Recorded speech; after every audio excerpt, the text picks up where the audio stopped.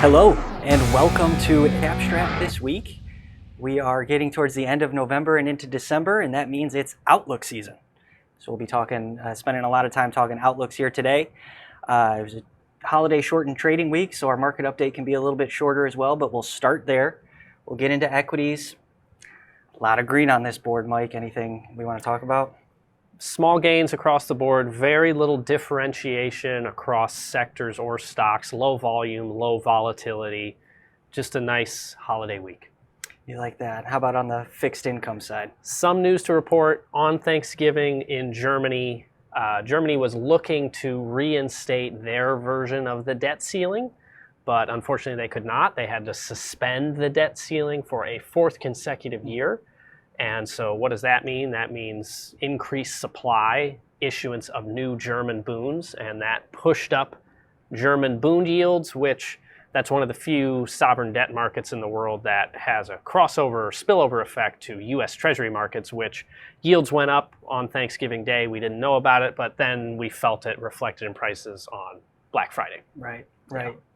Gotcha. And then how about in alternatives? Some potential meetings not quite taking place. What's going on there? OPEC Plus was supposed to meet this past weekend to talk about production cuts, but they could not agree before these meetings on what they were actually producing. So the talks about production cuts, the meeting have been delayed to November 30th. Energy sold off a little bit on that news. Crude prices coming down a little bit, but outside of that, a pretty quiet week. Gotcha. Yeah. So pretty relatively uneventful week in the markets during Thanksgiving. But as we mentioned, outlook season. So you'll definitely want to continue to tune in over the next few weeks. We're going to start today by talking about market expectations. Where do different economic forecasters expect things like inflation, economic growth, the federal funds rate to go before the end of 2024? And then over the coming weeks, we'll start to talk about our macro themes and what we think could play out in 2024. Obviously, a lot of our outlook coming from the framework, which we touch on a weekly basis, and we'll, of course, touch on today, but adding a little bit more detail in the weeks to come. So let's start with inflation. What are the economic forecasters expecting for inflation? Yeah, a very important starting point.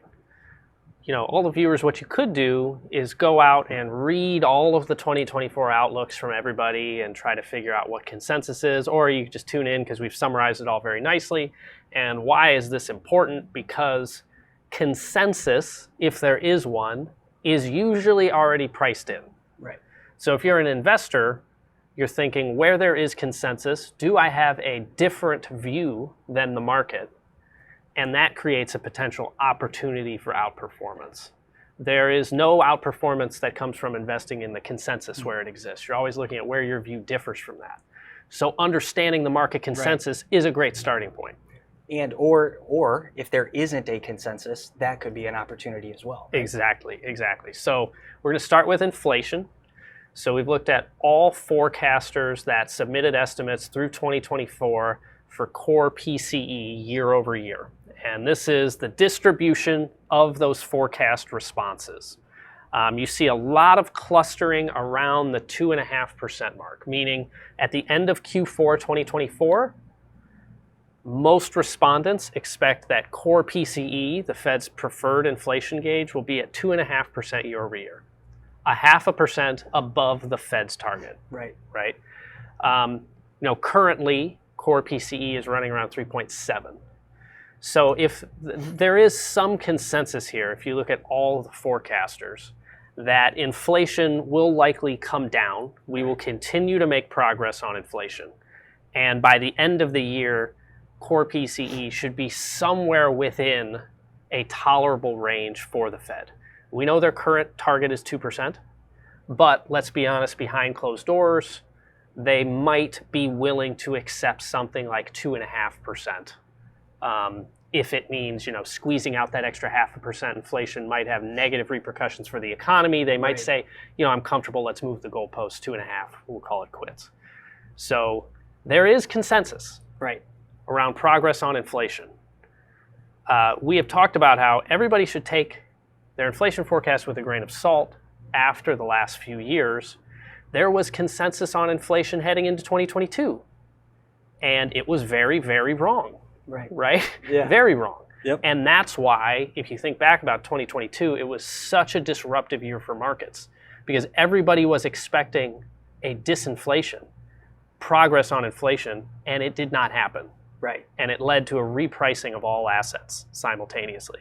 Yep. So the concern here is inflation does not come down, that this services inflation we're seeing, this tight labor market is sticky and it's resilient. And that would be, at this point, disruptive to markets. Right. It would probably result in bond yields coming back up. Equity prices don't like that, so they would probably come back down.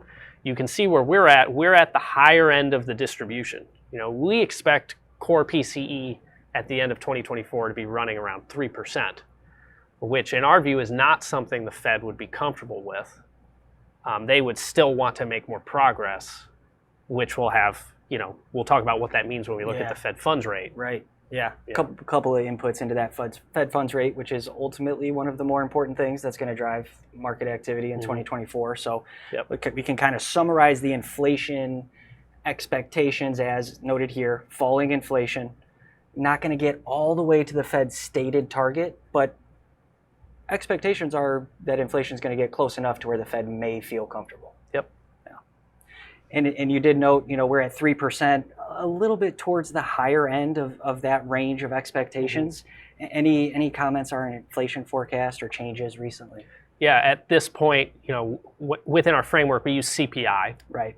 Core CPI typically runs about 0.3% hotter than core PCE. So you can see, in October next year, we're 3.3 on core CPI. A reason why that runs hotter, one, it always runs hotter than PCE because it doesn't take into account changes in consumer buying habits when prices get too high, like PCE does. And then two, how health insurance premiums are factored in to core PCE versus CPI. In CPI, the way health insurance is factored in, we think is going to put upward pressure on inflation. So these forecasts here are very consistent with our forecasts that we showed in the prior slide, and showing not as much progress as consensus. Right. Yeah. Right. Importantly, right. Yep. And so you kind of pair the inflation forecast with the economic growth forecast, those being presumably two of the more important inputs for the Fed reaction function. And you can see here, some tall bars on the economic growth forecast front, but not quite as much consensus as on the inflation side, a little larger spread in expectations. Yeah, if there is consensus here, it's that the economy is going to slow. Right. The question is by how much, and will a recession be avoided? For context here, you look at this distribution of forecasts. This is real GDP year over year. So for the 2024 calendar year, this is what people are expecting.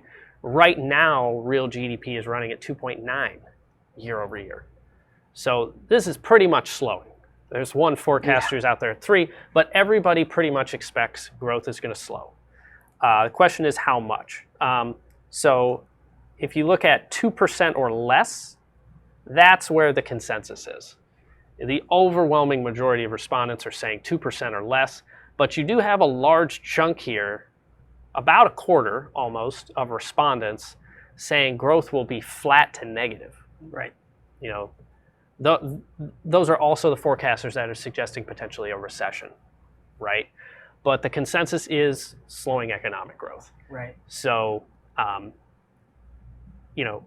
hard landing, which would be negative economic growth, potentially a recession, that's clearly not factored into these forecasts. That's not consensus. Right. Very few people are expecting that. This sort of Goldilocks slowing growth is what has become consensus. Slow enough to continue to make progress on inflation, perhaps bumpy enough to scare the Fed into some rate cuts, right? But not so bumpy that it becomes a hard landing and there's a recession. Very Goldilocks, very thread the needle. Thread that needle. And, we'll talk about this more in future video shoots, but this is already pretty much priced in. Right. If you look at asset markets. That reaction over November. Right? Exactly. That inflation report, October inflation comes out, market sort of immediately prices in this kind of immaculate landing scenario. Yes, sort of a dream scenario if you're the Fed. Wishful thinking, perhaps, if you're markets. Sure. So anything outside of this, there's risk. The hard landing, there's obviously risk. if growth is weaker than this, there isn't a lot of wiggle room. There isn't a lot of margin for error. So that would be very disruptive to markets. That's probably least priced in. And then growth not slowing at all would also be disruptive. Right. It seems like, well, that's great. I would love it if the economy didn't slow at all and we grew at 3%. But if there is not a growth slowdown, you're probably not going to get the Fed to cut rates. Yeah. The Fed needs a legitimate growth scare or worry to entice them to cut as inflation is coming down. So for markets probably fear the tails of this distribution. Yeah. Right. Especially when you have some clustering like this, right? You're more susceptible to the tails from a market perspective. That's right. Right. Yep. Yeah. Absolutely. Okay. And then we saw here on the previous slide, STRAT's forecast still marginally positive economic growth, kind of right in the middle of that range of expectations. Anything additional to note on our economic growth forecast? No, I mean we're pretty much right there. It's evolved quite a bit. We do see potential weakness in the labor market. We see more downside risks to our growth forecasts than we see upside risks at this point. Yeah. And so if there is more downside risk to that economic growth forecast, what could the Fed do about it? Especially if we're sitting here saying inflation may not fall enough and economic growth may fall too much. Right. So that's a bit of a sticky situation for the Fed, and you can kind of see that in these expectations, not nearly the same level of consensus as we saw in inflation or economic growth. So help us digest this. What is going on here? I mean, this distribution of forecasts for the Fed funds rate is about as wide as we've ever seen it. Yeah. Right? If you're going to say, what is the consensus here? This is top end of the Fed funds target range. So when you look at that 5.5, that's where we're at today. That's current. Yeah. That's where we're at today. Yep. So if there is any consensus, it's that the hiking cycle is over. Right. There is no consensus as to the path or pace of cuts if they happen. At all. Some of these folks down here, expecting 2.75, 2.75% of cuts from the current level to get down to 2.75, cut it in 3, half. even 3.5. That is an aggressive hiking cycle. Anything below 4 or below, in our view, is an aggressive hiking cycle. That you think about the Fed's reaction function, the only way they're going to get to that point, most likely, are legitimate economic growth concerns, that are not priced into everybody's growth forecast, right? Everything else sort of in between, even 4.5, I mean, that's 1% worth of cuts. That's what the Fed funds futures market is pricing in. You see that in purple. That's going to be tough to come by unless there's a lot of bumpiness to growth, right? Yeah. Because you imagine this scenario, and this is why there's no consensus here, and this is why this is a big opportunity for outperformance as you go into 2024. If you can better understand the Fed's reaction function, you could definitely have a differentiated view versus the market. But as you get to like 4.5, 1% worth of cuts, if inflation has come down to target to a level that would allow the Fed to start cutting, but growth is just resilient, there's nothing wrong with it. Why would you cut if you were the Fed? Yeah. You would look at it and say, clearly, I don't need to cut. The economy's just fine. But you would be more so worried, if I cut prematurely, do I undo all the progress I made on the inflation side? Because they're probably thinking, if inflation comes down that fast to the point where they can cut, they're probably thinking, I don't really understand why inflation is coming down this fast, to be honest with you, right? Yeah. I didn't think it was going to come down this fast. But now you're telling me the economy's just fine? I'm just going to do nothing. Yeah. Right? You're going to need those growth worries, those growth concerns, even to get down to, the level that Fed funds futures suggest the Fed funds rate will be at. So, we talk about the Fed all the time. Why? Because it's so important. Yeah. Right? And it's the biggest known unknown in markets. I mean, you compare these charts to the previous two. This is like we said, the least amount of consensus, and thus the most amount of potential opportunity. Yep. But it is very interesting, and you referenced, knowing the Fed's reaction function. Do we think that's what this is? I mean, we saw some pretty solid consensus for inflation and economic growth, and then we're across the board on Fed funds rate. Yeah. Is that, I don't know what the heck the Fed's going to do in this hike cycle? Is that I'm hoping for hikes? Yeah. How do we reconcile that? Yeah, I think this is recognizing that this cycle thus far has been different. Yeah. It has. And then that leads to the Fed not knowing exactly how the Fed is going to react if we just start making all this progress. So, yeah. Exciting times ahead. It'll be fun. Yeah. Liquidity front, we've talked about our liquidity forecast for quite some time. Obviously, that is significantly impacted by the federal funds rate and where that could go. Still showing that marginal improvement that isn't going to feel as good as it looks. Right. Anything else on the liquidity The front? only other thing I would add is, the Fed has two monetary policy tools. They have the Fed funds rate, and then they have the size of their balance sheet. So right now they're tightening, quantitative tightening. They're reducing the size of their balance sheet every month. So there isn't necessarily observable consensus at this point as to what the Fed will do with the balance sheet runoff if they cut as the market expects.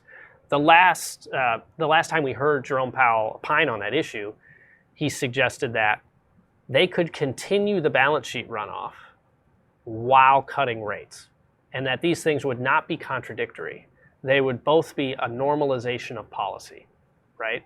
So when we think about our liquidity forecast, just because we think there's potential for cuts in 2024, we have not started to factor in pausing the balance sheet runoff. That's a totally different tool with a different timeline. Yeah. Where we bake that into our liquidity forecast is we say, when will there be enough reserve scarcity in the banking system that the Fed has to stop reducing the size of their balance sheet? When will there be so much treasury issuance that the Fed needs to step in and become a buyer? And it looks like that's somewhere in Q4. If you take some estimates, reserves as a percentage of the banking system. Q4 of 2024. Yep. Yes. So that's starting to bake into our forecast. But that'll be super interesting to watch. They've never done this before where they're cutting the Fed funds rate, but still tightening in terms of the balance sheet. And we'll let the market tell the FOMC whether or not that's contradictory. Exactly. They've mixed track record communicating policy changes to markets. But one where it's similar to the Fed funds rate is they're not just going to proactively stop the balance sheet runoff. Right. There needs to be a legit concern about funding in the banking system in order to get that to stop. This is when we talk about macro regimes later. This idea of an immaculate disinflation with proactive rate cuts and policy moves by the Fed, I don't know if it exists. There need to be some legitimate concerns to get them to do it. Yeah.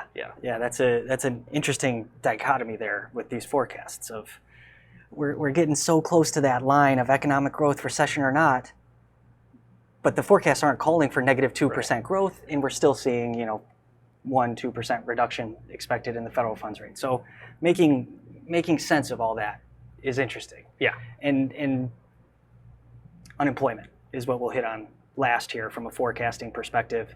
You can see, similarly to what we've seen before, directionally there's a consensus, but here the range is pretty wide, and we've got SOM right there as well. Yeah, and this is I guess it's a bit contradictory because the unemployment rate currently is at 3.9%. So what we've actually shown here is what the range of forecasts are 6 months from now, roughly 7 months from now. So at the end of Q2 2024. And that's important for a couple of reasons, because the SOM rule says if the 3-month moving average of the unemployment rate is more than 0.5% above the 1-year low, then a recession has happened every single time. Yep. And so at Q2 2024, we will be 12 months out from the recent low. The recent low was 3.4%, right? Yeah. And so we need to be 4% or above to trigger the SOM rule in Q2 2024. And over 80% of forecasters suggest the unemployment rate will rise to a level that the SOM rule would be triggered by Q2 2024. Yeah. So if they're following that, then your recession forecast probability should be something like 80% think there would be a recession. And that's not the case. We just looked at the growth forecast. We know the recession probability is about 50% from a survey of forecasters. So this is quite interesting. Basically, everybody's forecasting something that's, or the consensus is forecasting something that has never happened before, which is why, looking at the consensus is dangerous. Usually it tells you what's not going to happen, or it tells you something that if you position for this, you're probably not going to outperform. Right. So it's important to know it for sure, but it's important to have a differentiated view, which is, of course, what our investment framework is all about. Yeah, right. So you contrast this with the inflation forecast where we said that's not screaming for rate cuts. The economic growth forecast is not screaming for rate cuts. This is the situation where you would get those extreme rate cuts, right? Yep. If SOM threshold is triggered, recession could be coming. That kind of aligns somewhat well with the Fed funds rate forecast. Yes. And so, with that SOM threshold being such a, important or looked at indicator for recessions, thought we would check in on our recession signal. Still not active. Anything we want to note here from a recession signal standpoint? Well, just relating back to the unemployment forecast, this is why we don't use the unemployment rate within our labor market signal, right? Because thus far we've had about a 0.5% increase in the unemployment rate, but clearly we are not in recession. And there has been little to no firing. I mean, we look at initial jobless claims, they're only up 5.6% from the 52-week low. The unemployment rate can increase just from an increase in labor force participation, right? That's sort of the most mundane way that it could, maybe not mundane, but fewest negative externalities, the most peaceful way that it could happen. That's why we don't use it to forecast recessions, because there's a numerator, denominator, and it can happen for good reasons, bad reasons. But right now our recession forecast suggests there's low firing. The labor market signal is not close to triggering. So that's why we do that. Yeah, definitely. And I mean, we talked about this at the top of the video, but over the next couple of weeks, we'll be taking what we've gathered here from a consensus standpoint and layering over our expectations and our macro themes and regimes.